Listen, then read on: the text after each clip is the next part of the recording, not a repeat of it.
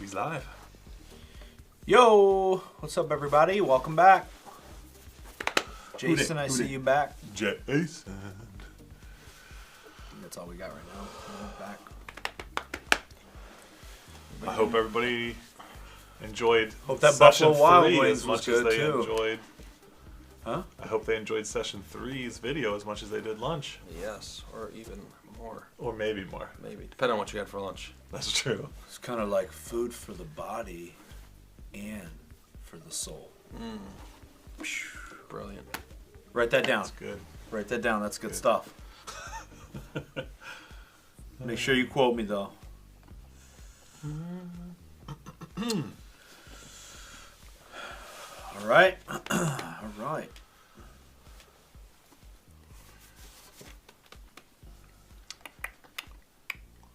Jason, how was your lunch, buddy? You're the only one back yet, so you're the only one we can talk to. We're okay with that. We're okay. We're okay with that. It's good. That's good. Buffalo Wild Wings. Oh, he did some work in 20 minutes. Look at that. Wow. Well done, Jason. National Women's Ministry Day coming up. Let's go. All right. Working on a Saturday. This man doesn't stop. Technically, being in this is kind of like working on a Saturday, right? No, this is nothing but joy. Okay. It's not a lick of work for any of these guys. What are you boys doing after this? I have no plans. Resting your head on the pillow? Go home and hang out with the fam. Yeah. Relax. Yeah. My wife's car broke down this morning while we were here, so Awesome. gotta go home and let them take my car out if they want to do something, I guess. Yeah. Any Like, ladies, I'll sacrifice. Like, you guys just go. Do what you need to. I'll just stay here. they're like, Hold down the you house. can come with us. No. Donut, let's, yeah. You girls go. It's not complicated. I don't. I don't mind. I really don't. Women's Ministry. Yeah. Any more soccer? Dave, watch any soccer? Updates. Yeah, my team Liverpool had a come from behind 3-1 win this morning. And currently, Mark's team, Man City, is tied at the half with Tottenham. Yep. Tottenham Hotspurs. Yeah. It's just a matter of time for Tottenham just to give up another goal, though. That's sadly true. I have to root against City because they're in front of Liverpool right now. They're the only team in front of Liverpool right now. So it's a big deal if they lose today or drop points. Yeah. Light for the Nations is back. They had sandwiches, chips, and brownies. You didn't get us any dessert. Well, Oh, that's that's true. We'll see how you guys do in this live Q&A, whether or not you earned some. Ooh. Well, I'm not eating sugar, so what kind of dessert are you going to give me? There's at least 2-day-old donuts still in the... There is. 2-day-old Dunkin' Donuts in the break. Which basically is like 4-day-old. They can only get better over time, right? Dunkin' Donuts? Well, I don't think that's true, actually. But I'm not a Dunkin' Donuts fan. yeah, they're okay for what they are. It's kind of like going to a fast food. Yeah, it's like the Little Caesars of the donut world, right? Yes. Although they're actually not that cheap. That's what's crazy about Wow. it. The Yeah. donuts are more than like some of the bakeries in Syracuse that make Yeah. like real legit donuts. It's funny, we had this conversation with some more friends from Texas, and they were like, well, you guys don't understand. They're like, in Texas, like, I guess it's a thing. They're like, almost every gas station, like, makes their own homemade donuts and then sells them for crazy cheap, like $1 or $1.50. So you're like, A donut? That's cheap? $1 a donut? No, that can't be right. I mean, that's what like Dunkin' Donuts is. Right. Yeah, that's probably right. But like, there's a great baker around here. Go get it. So you get a dozen donuts for like $9. Maybe that's what it is. I don't remember. But they were just talking about how available, like, homemade quality donuts are. And so they're like, we don't understand this whole thing with Dunkin' Donuts. I'm like, yeah, well, start opening gas stations where we can. They also have like great barbecue at some other gas stations Right. in Texas. What is that? Barbecue, yeah. What's the deal with things in gas I don't stations know. in Texas? Two birds, one I think stone. they're just seen more as convenient type stores than just gas station, grab a Monster energy drink and head down the road. Yeah. Well, I think lesson learned, we need to be more like Texas when it comes to our gas stations. Good lesson. And that's going to be our third session, everyone. So All right, we got some more people jumping on. We're gonna go ahead and get started, I think, or maybe we'll wait. We'll maybe wait a couple more minutes because we only have a few people. We'll wait a couple more minutes, but Do we want to check in with some of the photos of our crews? Hey, we got some who came photos in? we're gonna show you guys. Hopefully, you had a wonderful lunch and a great couple of first sessions. So we're gonna throw a couple of those up on the screen. I'm hoping this was Oh, just a baby. snack and not their actual lunch. No, Although, yeah, I hope not. paleo. Yeah, maybe. Yeah, if it's a snack, great snack. If they're dieting, then hey. Do we know where these guys are from? That was. Let me make sure I don't butcher the name. Or butcher the word butcher. Butcher the word butcher. Where was that? It's all right. I didn't mean to put you on the spot.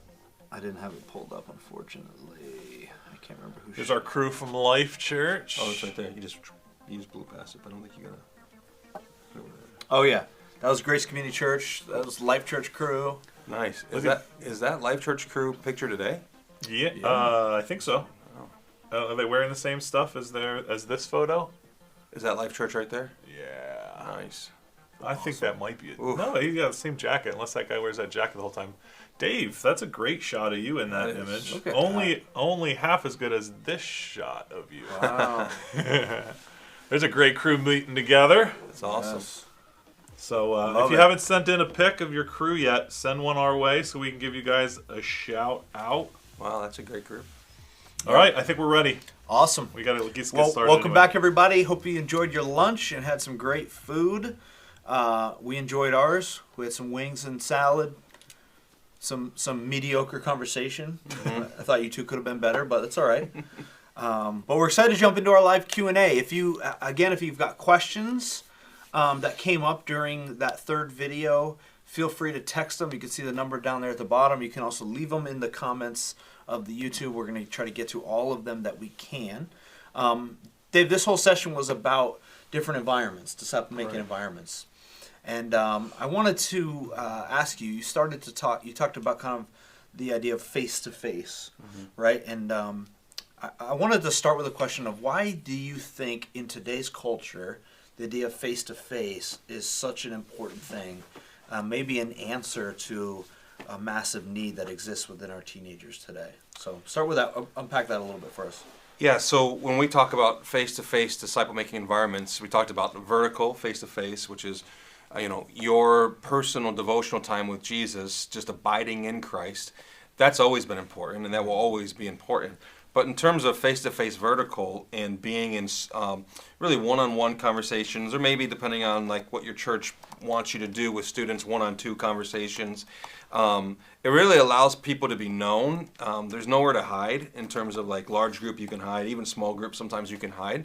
But in one-on-one conversation, you have to be present, you have to be engaged, you really should put all your technology aside and just be present. And I think one of the gifts that we forget to give people often is just the gift of presence. Everybody's always looking on their phones where they're not instead of being present where they are. And so then I think, then you mix in this season of COVID where we've been increasingly isolated. And thank God for the technology that we have, even that we're using today, to be able to reach so many people all over the state at the same time. But I think we've all learned that technology is no substitution for actual physical proximity, to being in the same space. And so much of communication is not just what's being said, but the tone, body language. And so I think in terms of the significance of face-to-face disciple-making environments, students, when I was a youth pastor, if students want to see each other, they had to show up on a Wednesday night. Yeah. It's not that's not the world anymore, right? They want to see each other. They just got to turn their phones on. And so there's so many ways in which our faith is becoming increasingly disembodied.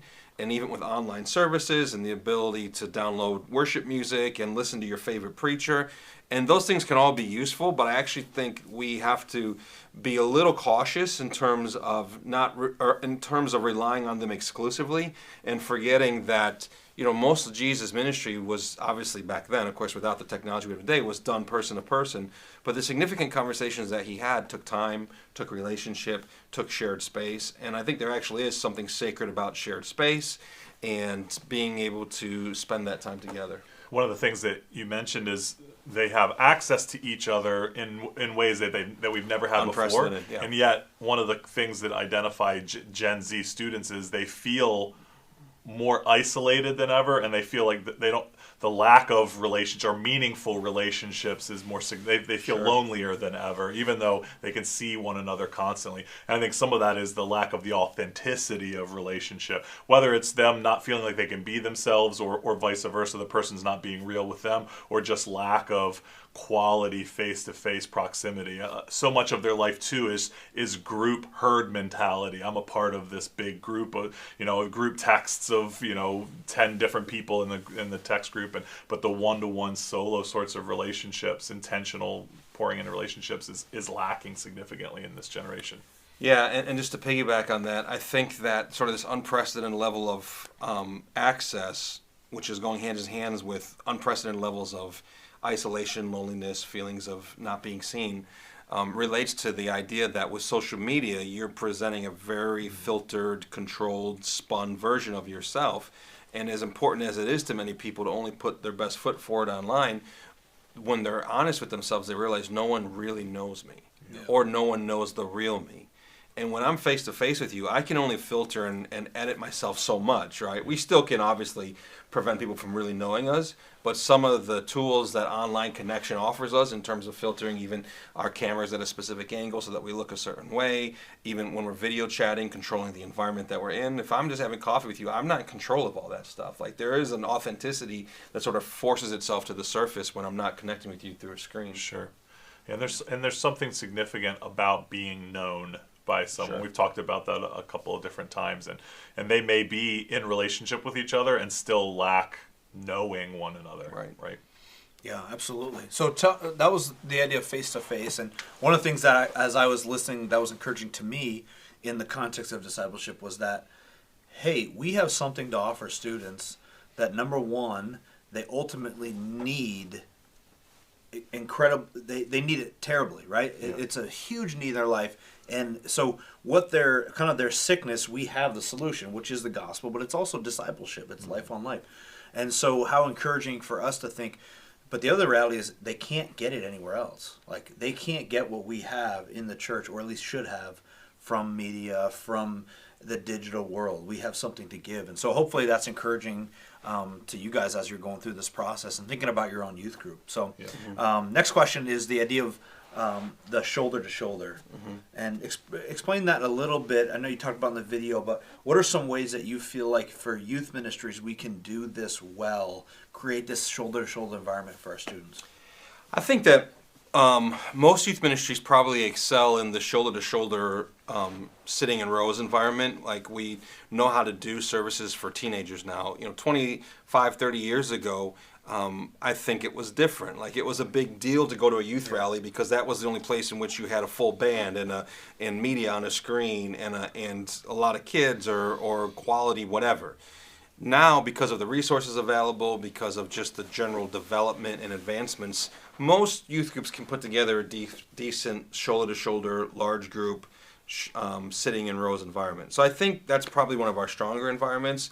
But it's and then there's been increasing emphasis on shoulder-to-shoulder in circles, kind of facing in. But I think where we struggle sometimes, at least to provide consistent experiences, is students standing shoulder-to-shoulder and facing outward.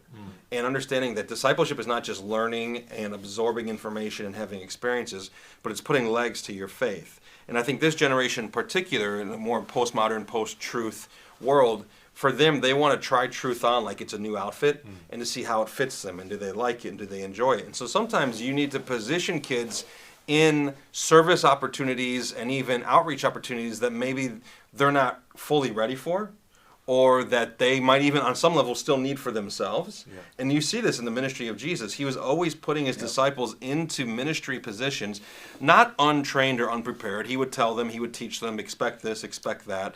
But they certainly were not finished products.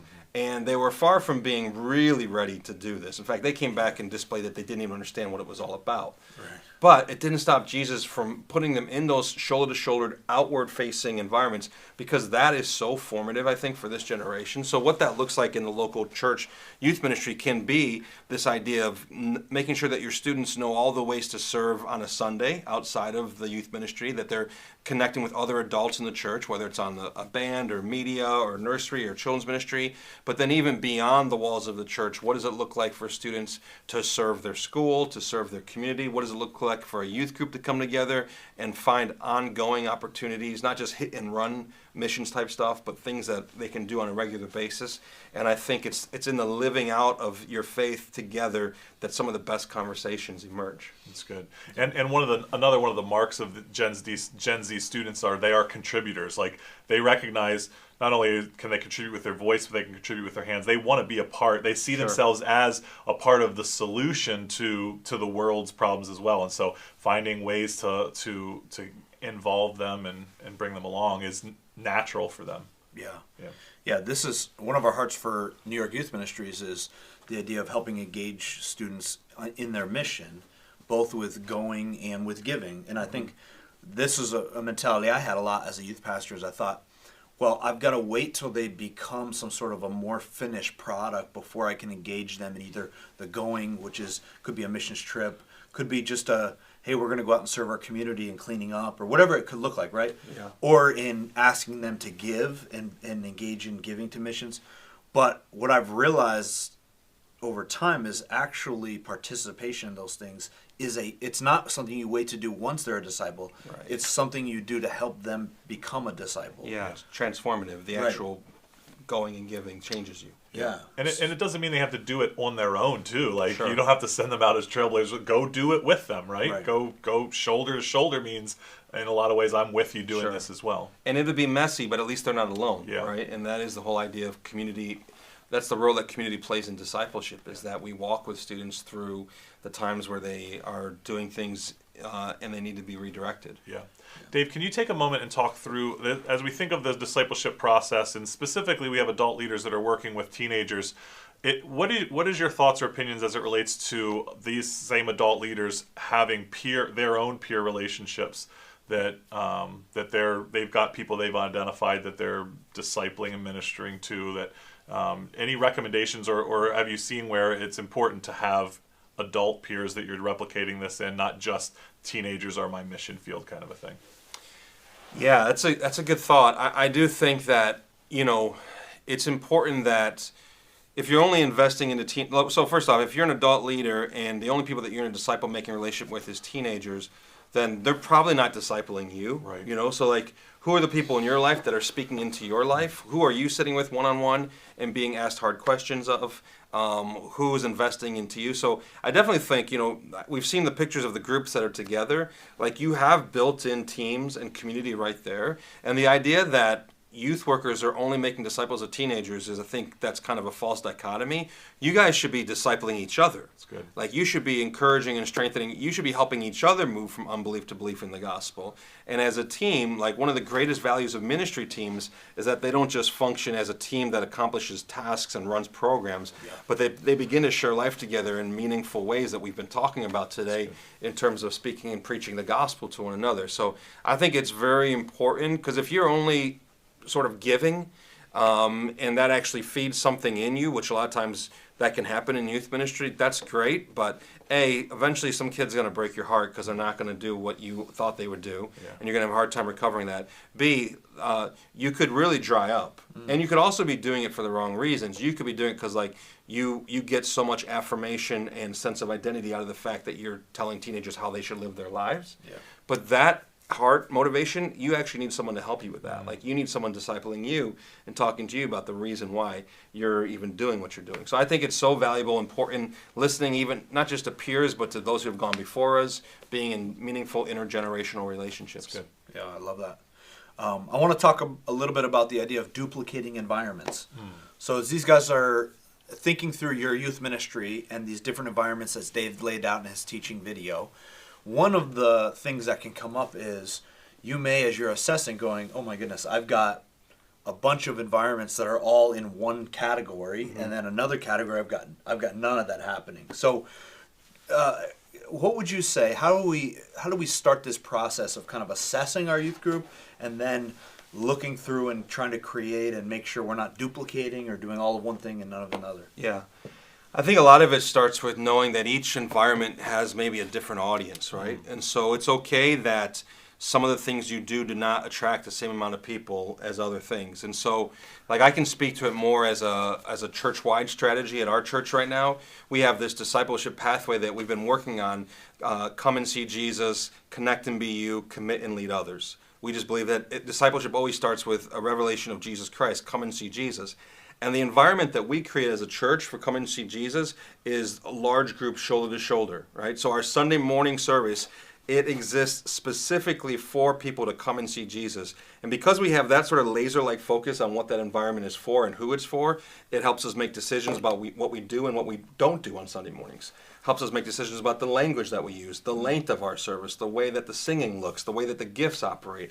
All of those things are informed by this intentionality of this is a come and see Jesus environment, and anything that becomes an obstacle to somebody coming and seeing Jesus and being changed by an encounter with him, it may not be a bad thing. In fact, it may be an important thing, but it doesn't belong in this environment.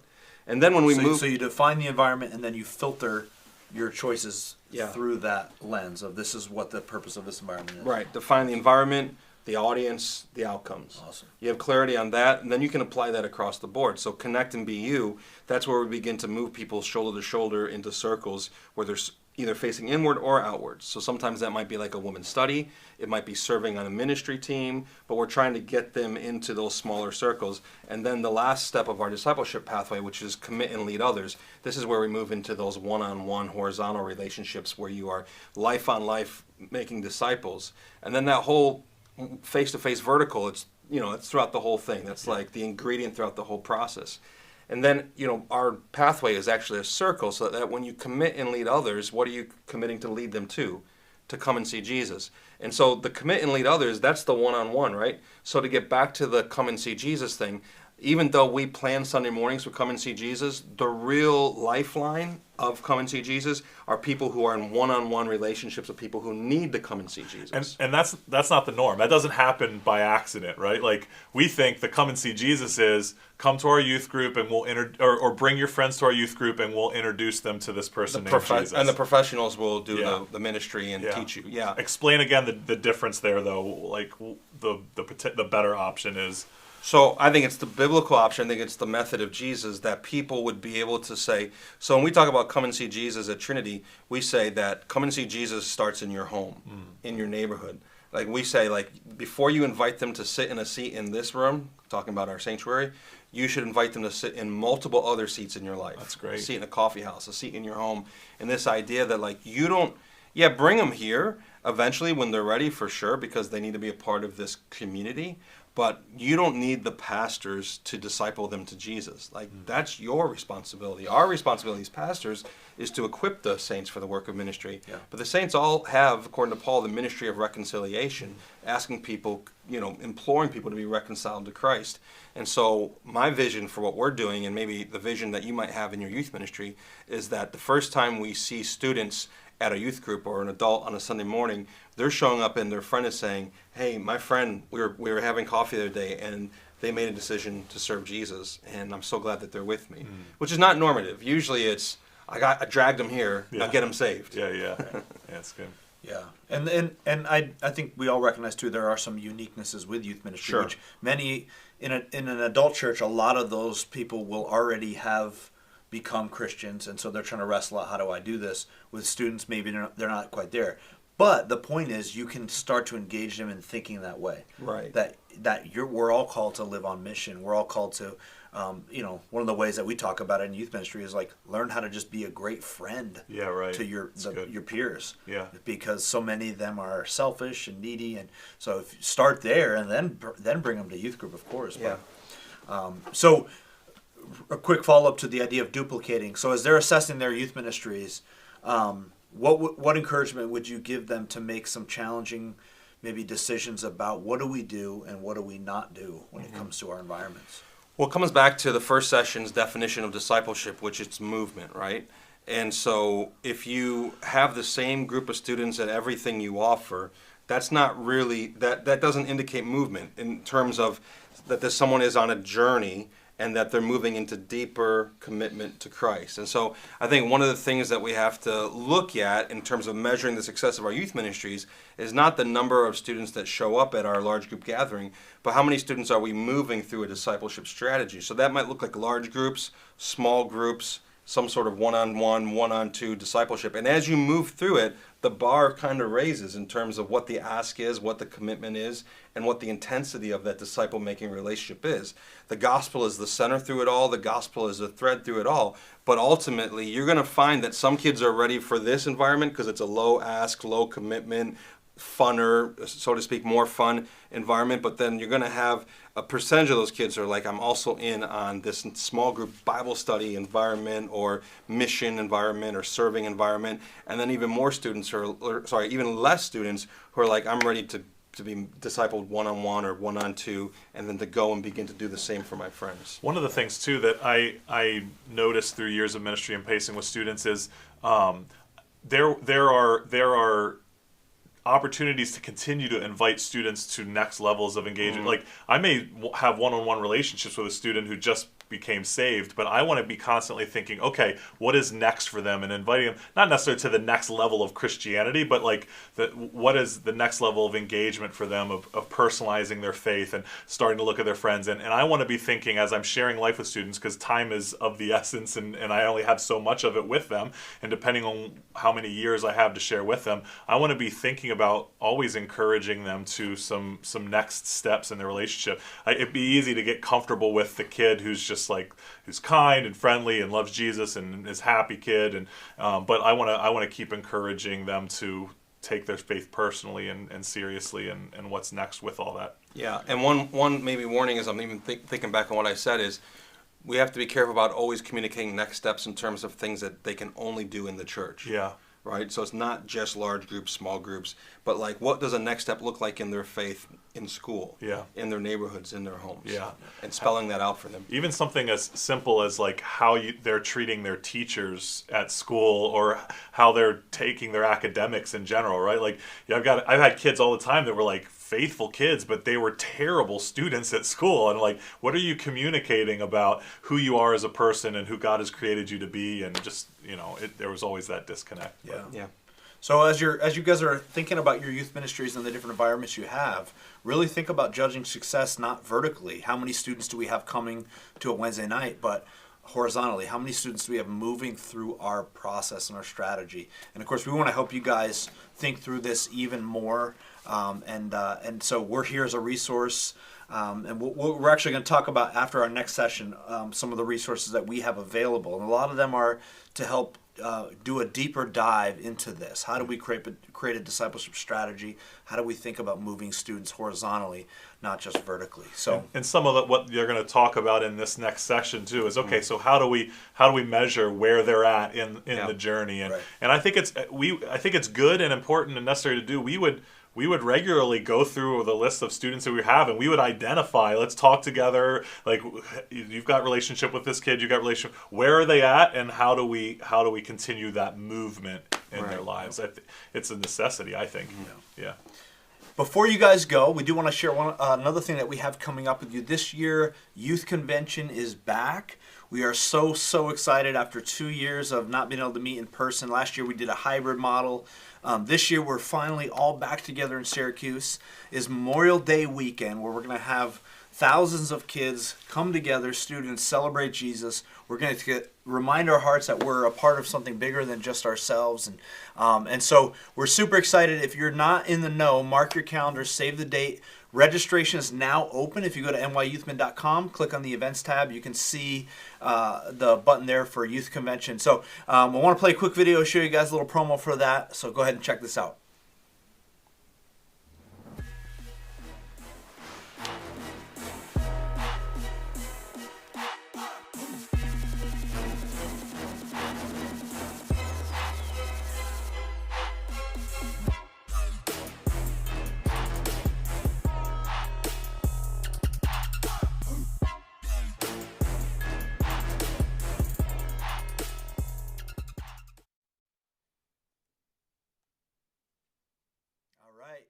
awesome.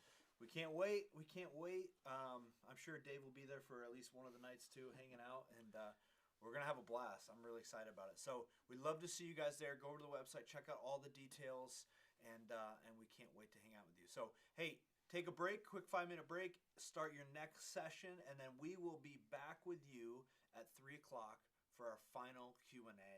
Can't wait, guys. We'll see you real soon.